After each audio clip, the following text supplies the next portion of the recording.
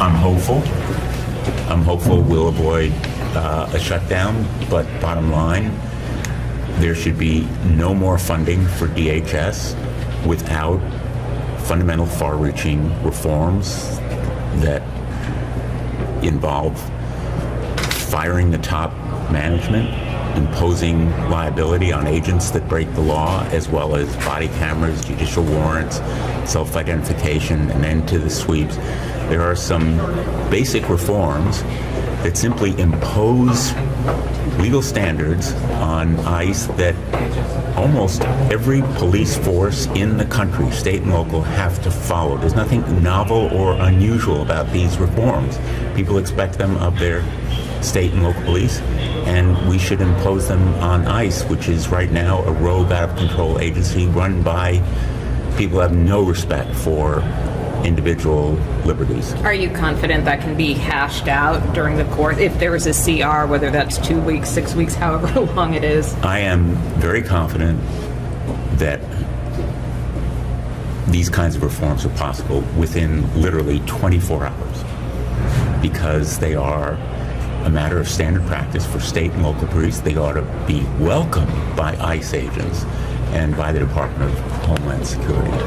And what we need is Kristi Noem to be fired or resign or impeached. But right now, I think not a single cent more should be spent on ICE or the Department of Homeland Security if they're unwilling to accept these basic reforms. Negotiation's the wrong word. There ought to be demands. We ought to insist, as a matter of definite, unequivocal demands, that there be these reforms or no more money for this out-of-control agency.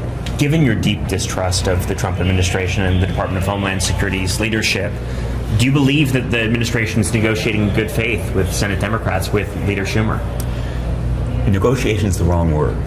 We ought to be making demands and shut down the Department of Homeland Security if it fails to comply with basic rights and liberties that are a part of the legal fabric of this country, fundamental to good law enforcement and policing all around the country. So I think there has to be oversight, not only through inspectors general, but through congressional hearings. I will be having a spotlight hearing next Tuesday where relatives of Renee Good will come along with other victims of shootings elsewhere in the country, because this kind of brutal assault and violation of rights is common to Los Angeles, Chicago, many other parts of the country, not just Minneapolis. As far as the CR goes, what are your thoughts on length? 2 weeks, 4 weeks, 6 weeks? For me, 2 weeks would be the outer limit on any CR. It gives us enough time to impose these restraints and reforms, and at the same time enables us to keep the other departments open, Department of Transportation, Defense, Health and Human Services, that are important to services for the American people. And you alluded to this a short time ago, but just to be clear, you would support impeachment of Kristi Noem? Absolutely. She has betrayed the public trust.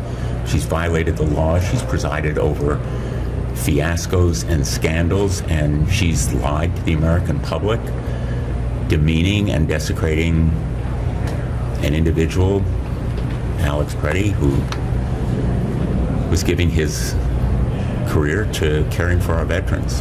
And I think it is a disgrace.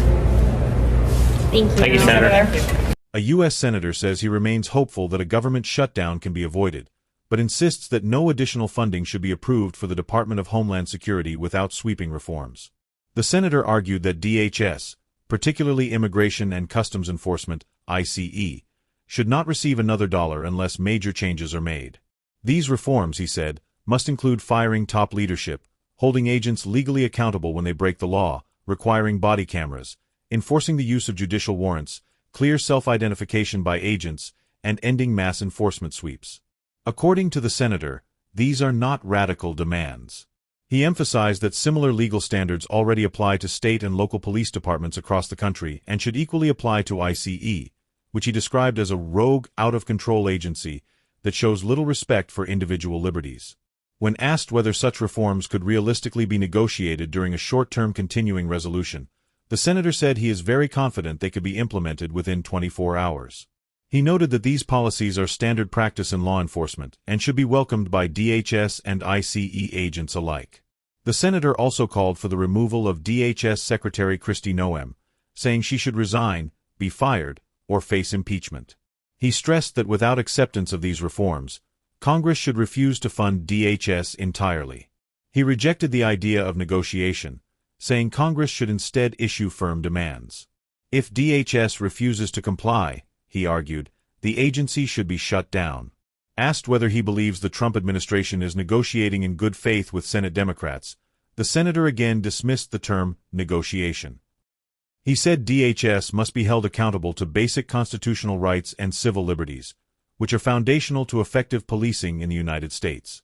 The senator added that oversight must go beyond inspectors general and include congressional hearings. He announced a spotlight hearing scheduled for next Tuesday, where relatives of Renee Good and other victims of police shootings from across the country will testify. He said these violations are not isolated to one city but occur nationwide, including Los Angeles and Chicago. On the length of a possible continuing resolution, the senator said 2 weeks should be the absolute maximum. He explained that this time frame would allow Congress to impose reforms while keeping essential government departments, including transportation, defense, and health and human services, operating for the American people.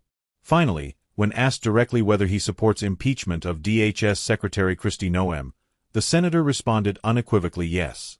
He accused her of betraying public trust, violating the law, overseeing scandals, and misleading the American public.